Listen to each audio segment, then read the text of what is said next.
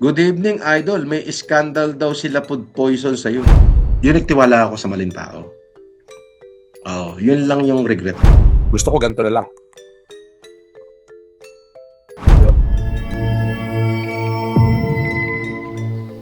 Hi everyone! Ayon sa mga vlogger, ay merong ipinagbabawal na video itong si Norman Yenidoro at hawak ito ng kanyang kaibigan. Sa video na ito ay panoorin natin kung ano ang masasabi ni Norman Yenidoro sa mga kumakalat na video tungkol sa kanya. Panoorin natin ang video na ito. Nagumpisa ang video sa pagtatanong ng netizen tungkol sa kumakalat tungkol kay Norman Yenidoro. Good evening, idol. May scandal daw sila food poison sa'yo. Wala na akong pakialam dyan. Basta malaki tarugo ko, ayos na yun. May nag-send naman ng voice record sa isang sikat na vlogger at maririnig natin ang best friend ni Norman Yenidoro at tila nagpaplano silang traidorin si Norman Yenidoro.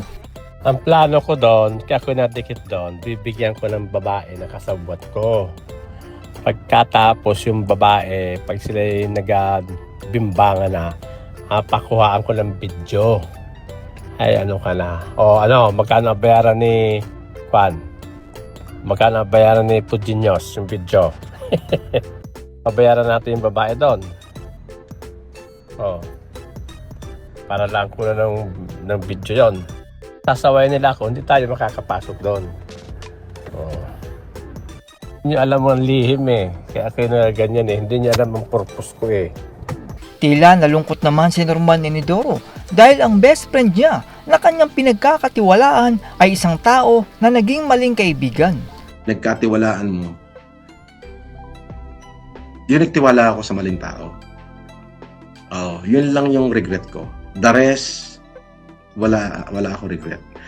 Yung ginawa ko ng pandemic, alam mo yan, kada bear. Inubos ko yung sarili kong savings. Yung lifeblood ko. Wala akong pinagsisihan doon. Kasi ginantihan ako ng Diyos eh. Binigyan ako ng maraming tao na sumuporta sa akin. Na kung saan kahit nakakulong ako, nabuhay yung mga anak ko, nabuhay yung mga tao ko.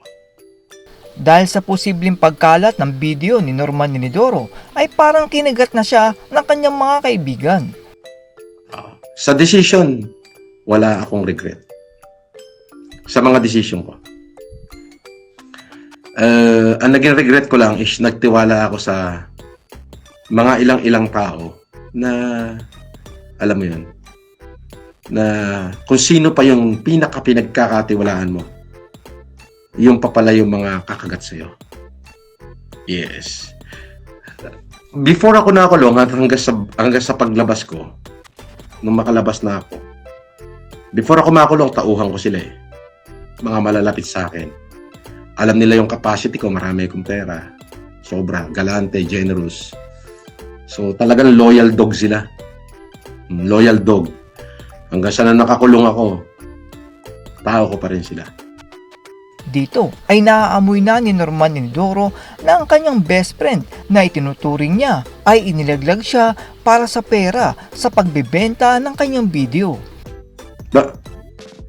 Ngayon, I started to smell fishy na hindi ko naamoy noon nung tauhan ko sila nung nasa laya pa ako before pandemic and after pandemic.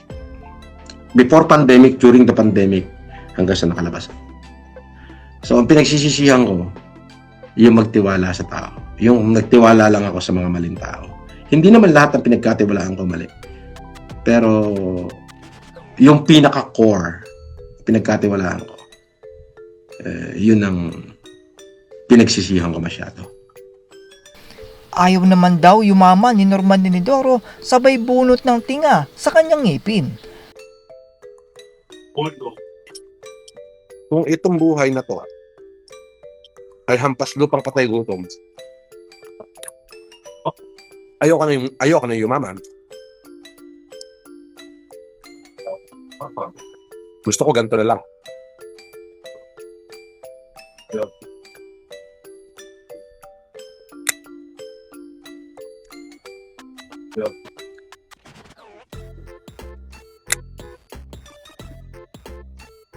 Dahil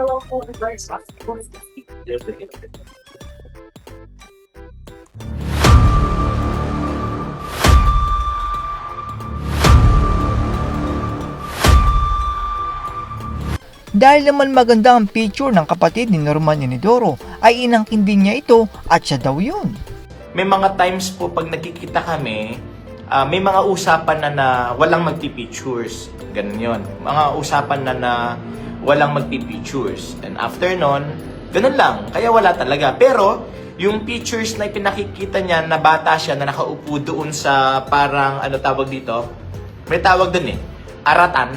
Kung alam po ninyo yung upuan na bata na ratan na may hawak ng suklay, picture ko yon nung bata ako. Kiniklaim niya na picture niya, and I said to my nanang, picture ko yun, bakit niya kinuha? Ang sabi naman sa akin, hayaan mo na, picture lang naman. O, kita niyo na, no?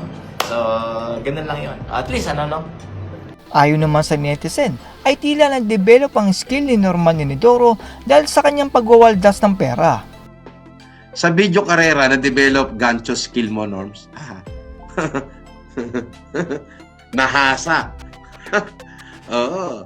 Tapos ng video karera, saklaan naman pinasok ko. Tapos na saklaan, nung malaki na, weteng na. Nung nagbago, STL na. O, nung tumagal, casino na. O, di ba? 2012, ako may-ari ng Heritage Poker Gaming Corporation dyan sa Heritage Hotel, yung second floor doon. Yung 16 na table ng poker room doon. Tanong mo sa mga pokerista, Kadaber. Upang may pambayad naman si Norman Inidoro ng bail, ay ibibenta na niya ang kanyang mga ari-arian. Boss, saan location of the property you are selling? Yung isa, dyan sa, Miranila Subdivision. Yung isa naman is sa Isabela, sa Reina, Mercedes. Grabe naman daw ang Meralco makasingil, sabi ng netizen. Norm, shout out mo nga, Meralco, grabe maningil ngayon.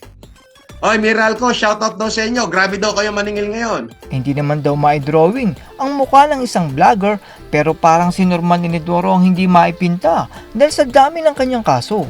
Sabi, boss, napanood ko na ata lahat ng video mo at ni Sibuyas. Libangan ko pag nagdo-drawing. Ganon. Mukha niya na lang i-drawing mo. Hindi maiguhit yun Huwag mo na ako i-drawing. Marami na nag-drawing sa akin At yan po, ang tila malala na kinakaharap ngayon ni Norman Inidoro dahil mismong kaibigan niya ang ipagkakalulong siya. Akala ko ba ay mayaman itong kaibigan ni Norman Inidoro at matalik silang magkaibigan simula nung bata pa sila. Pero bakit ngayon ay handa silang ilaglag si Norman Inidoro para sa pera? Hindi ako sang-ayon doon sa mapanlinlang na humanitarian ni Norman Inidoro.